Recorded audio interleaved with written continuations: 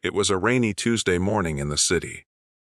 The tall glass mansion on the hill sparkled even under the gray clouds. Inside, polished marble floors stretched endlessly, chandeliers glittered like diamonds, and silence hung heavy in the air, except for the faint sound of someone scrubbing.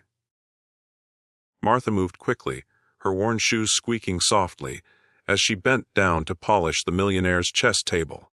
She was the maid, the invisible presence that kept the house spotless while the world admired its wealthy owner, Mrs. Harrington.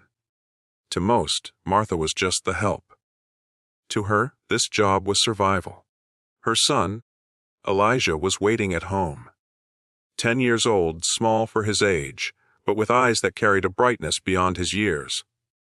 While other kids played with toys, Elijah devoured books, especially chess books. Martha had found him 1 year ago in a box someone threw away. Since then, chess wasn't just a game for Elijah. It was his world. But Martha never spoke about her son at work. She knew how people looked at her. She had heard the whispers. The maid with the kid she can barely feed. She had learned to keep quiet, to smile, to clean, and never let anyone see her pain. That afternoon, as she dusted the large wooden chessboard in the Millionaire's lounge, Mrs. Harrington's voice echoed from behind. "Do you even know how to play, Martha?" she asked with a smirk. Martha froze, her rag trembling in her hand. "No, ma'am. I just clean." Mrs. Harrington chuckled, sipping her wine. "Pity.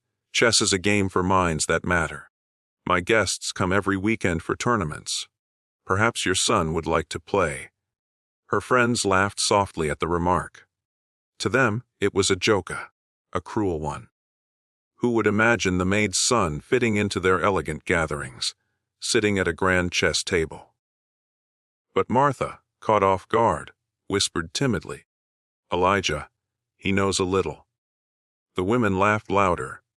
"Bring him," Mrs. Harrington said with amusement. "Let's see how the maid's boy handles a real challenge." That night, Martha sat Elijah down in their tiny apartment, her heart torn. "Elijah, Mrs. Harrington wants you to play chess this Saturday." His eyes widened. "At her house. With her friends." Martha nodded. "It's just a joke to them. You don't have to." But Elijah interrupted, determination flickering in his voice. "Mom, I can play. Please let me." Martha looked at her son, the boy who had no chessboard, no coach, only scraps of books, and an old notebook filled with diagrams he drew himself. She worried they would laugh at him, humiliate him, but she also knew Elijah had something inside him that even she didn't fully understand. Saturday arrived. The mansion was full of well-dressed guests sipping champagne, laughter bouncing off marble walls. Martha stood nervously at the edge, her son beside her in his cleanest shirt, the collar slightly frayed. He clutched his notebook like a shield. The guests noticed him immediately. "Oh, he's adorable," one woman sneered. "Does he even know the rules?" Mrs. Harrington smiled wickedly. "Well, let's find out." She motioned to Mr. Brooks, a well-known businessman and skilled chess player, to take the boy on. With dramatic flair, they set the pieces. The room filled with amusement and whispers as the maid's son sat across from a millionaire. Elijah looked at the board, his small hands steady. Mr. Brooks smirked, moving his first pawn forward with arrogance. Elijah studied, then moved carefully. The laughter grew as the game began. But within minutes, the laughter stopped. Elijah wasn't just playing. He was thinking ahead. 3 moves, 5 moves, 10 moves into the future. Every time Mr. Brooks thought he had an advantage, Elijah had already laid a trap. His notebook, worn and filled with scribbles, flashed in Martha's memory. She remembered him practicing for hours under a dim bulb, whispering moves to himself. The guests leaned forward now, confusion on their faces.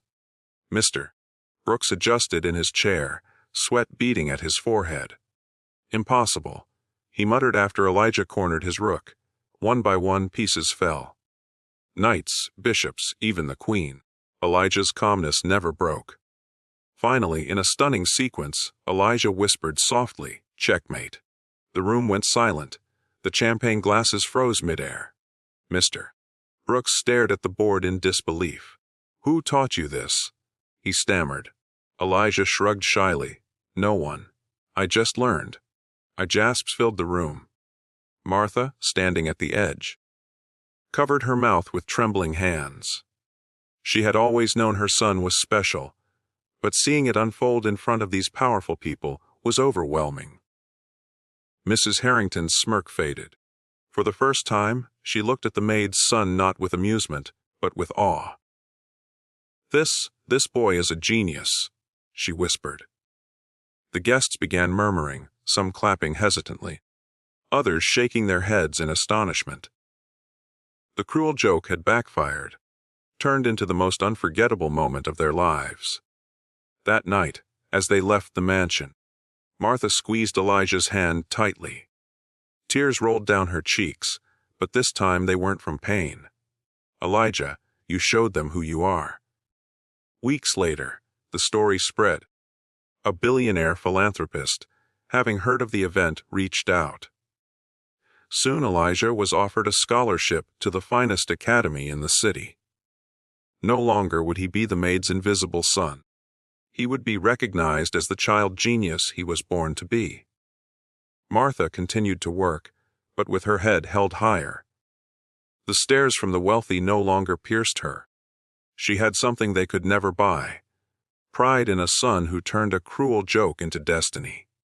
And Elijah, he grew to compete in tournaments around the world, each time remembering the night it all began, the night he sat at a millionaire's chessboard, underestimated, and proved them all wrong.